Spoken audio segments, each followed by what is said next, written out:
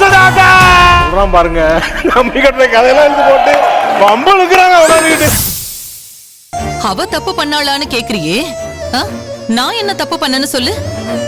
நான் 10 மாசம் சுமந்து பெத்தவனே என்ன புரிஞ்சுக்காம என்ன எதிர்த்து பேச ஆரம்பிச்சுட்டானே, அந்த அளவுக்கு நான் என்ன தப்பு பண்ணேன்னு நீ சொல்லு.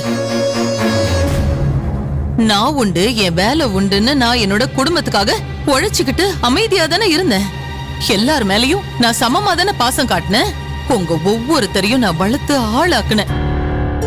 அப்படிப்பட்ட என்ன எதுக்கு, என்ன காரணத்துக்காக எல்லாரும் சேர்ந்து கெட்ட விளாக்குறீங்க? நான் இப்படி நடந்துக்கிறேன்னா அதுக்கு யார் காரணம்? நீங்க தானே காரணம். எனக்குன்னு வாழ்க்கையில ஒரு எதிர்பார்ப்பே இருக்க கூடாதா? அது என் பிள்ளையால நடக்கணும்னு நான் ஆசைப்படவே கூடாதா? எல்லாத்தையும் நீங்க எல்லாரும் சேர்ந்து கெடுத்துட்டீங்க. நான் கண்ட கனவை இப்படி நனவாக்காம பண்ணிட்டீங்க. நான் கொடுத்த வாக்க காப்பாத்த விடாம என்ன எல்லாரும் சேர்ந்து பாவியாக்கிட்டீங்களே.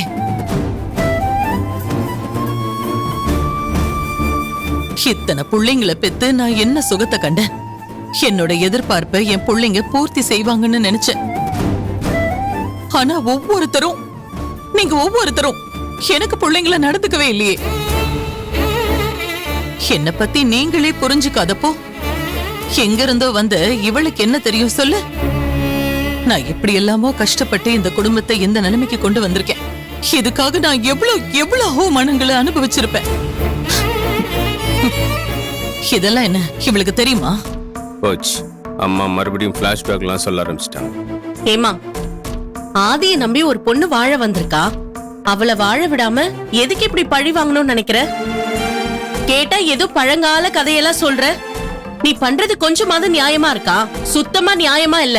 ஆமா, இனிமே நான் நியாயம் அநியாயம் எல்லாம் பார்க்க மாட்டேன். என் மனசாட்சி என்ன சொல்லுதோ அதுபடிதான் நான் நடக்க போறேன். இதோ இவளோட அக்கா கல்யாணத்துக்கு முன்னாடியே ஓடி போய் எவனையோ கட்டிக்கிட்டா. அதே மாதிரி இவளும் கல்யாணத்துக்கு முன்னால அந்த அர்ஜுனுக்கு துரோகம் பண்ணிட்டு இதோ என் பையனை கட்டிக்கிட்டு வந்துட்டா. அந்த அர்ஜுனோட சாபம் இவள சும்மா விடாதுல்ல. ஒரு பையனை நம்ப வச்சு துரோகம் பண்ணிட்டு வந்த இவெல்லாம் ஒரு ஆளுன்னு நீங்க எல்லாரும் சப்போர்ட் பண்ணிட்டு இருக்கீங்க. இவளை போய் இந்த வீட்டு மருமகன்னு நீங்க எல்லாரும் சொல்லிட்டு இருக்கீங்க.